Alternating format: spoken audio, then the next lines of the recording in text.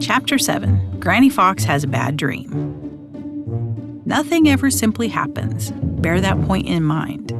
If you look long and hard enough, a cause you'll always find. Old Granny Fox. Old Granny Fox was dreaming. Yes, sir, she was dreaming. There she lay, curled up on the sunny little knoll on the edge of the green forest, fast asleep and dreaming. It was a very pleasant and comfortable place indeed.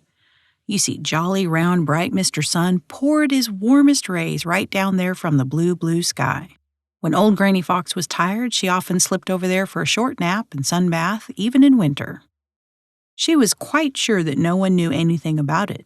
It was one of her secrets. This morning, old Granny Fox was very tired, unusually so. In the first place, she had been out hunting all night. Then, before she could reach home, Bowser the Hound had found her tracks and started to follow them. Of course, it wouldn't have done to go home then. It wouldn't have done at all. Bowser would have followed her straight there and so found out where she lived. So she had led Bowser far away, across the green meadows and through the green forest, and finally played one of her smart tricks, which had so mixed her tracks, Bowser could no longer follow them. While he had sniffed and snuffed and snuffed and sniffed with that wonderful nose of his trying to find out where she had gone, old Granny Fox had trotted straight to the sunny knoll and there curled up to rest. Right away she fell asleep. Now old Granny Fox, like most of the other little people of the green forest and the green meadows, sleeps with her ears wide open. Her eyes may be closed, but not her ears. Those are always on guard, even when she's asleep. And at the least sound, open fly her eyes and she is ready to run. If it were not for the way her sharp ears keep guard, she wouldn't dare take naps in the open right in broad daylight. If you ever want to catch a fox asleep, you mustn't make the teeniest, weeniest noise. Just remember that. Now, old Granny Fox had no sooner closed her eyes than she began to dream. At first, it was a very pleasant dream, the pleasantest dream a fox can have. It was of a chicken dinner, all the chicken she could eat. Granny certainly enjoyed that dream. It made her smack her lips quite as if it were real and not a dream dinner she was enjoying. But presently the dream changed and became a bad dream. Yes, indeed, it became a bad dream. It was as bad as at first it had been good. It seemed to Granny that Bowser the Hound had become very smart, smarter than she had ever known him to be before. Do what she would, she couldn't fool him. Not one of all the tricks she knew, and she knew a great many, fooled him at all. They didn't puzzle him long enough for her to get her breath.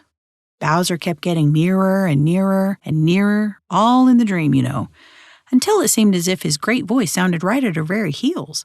She was so tired that it seemed to her she couldn't run another step. It was a very, very real dream. You know, dreams sometimes do seem very real indeed. This was the way it was with the bad dream of old Granny Fox. It seemed to her that she could feel the breath of Bowser the Hound and that his great jaws were just going to close on her and shake her to death. "Oh, oh!" cried Granny and waked herself up. Her eyes flew open. Then she gave a great sigh of relief as she realized that her terrible fright was only a bad dream and that she was curled up right on the dear, familiar old sunny knoll and not running for her life at all. Old Granny Fox smiled to think what a fright she had had, and then, well, she didn't know whether she was really awake or still dreaming. No, sir, she didn't. For a full minute, she couldn't be sure whether what she saw was real or part of that dreadful dream. You see, she was staring into the face of Farmer Brown's boy and the muzzle of his dreadful gun. For just a few seconds, she didn't move. She couldn't. She was too frightened to move. Then she knew what she saw was real and not a dream at all. There wasn't the least bit of doubt about it. That was Farmer Brown's boy, and that was his dreadful gun. All in a flash, she knew that Farmer Brown's boy must have been hiding behind those pine boughs. Poor old Granny Fox. For once in her life, she had been caught napping. She hadn't the least hope in the world. Farmer Brown's boy had only to fire that dreadful gun, and that would be the end of her. She knew it. Thank you for listening. This has been a chapter of Old Granny Fox, narrated by Pam Martin. Written by Thornton W. Burgess. Audio production by Wingerd Media. Please like and subscribe to be notified for coming chapters.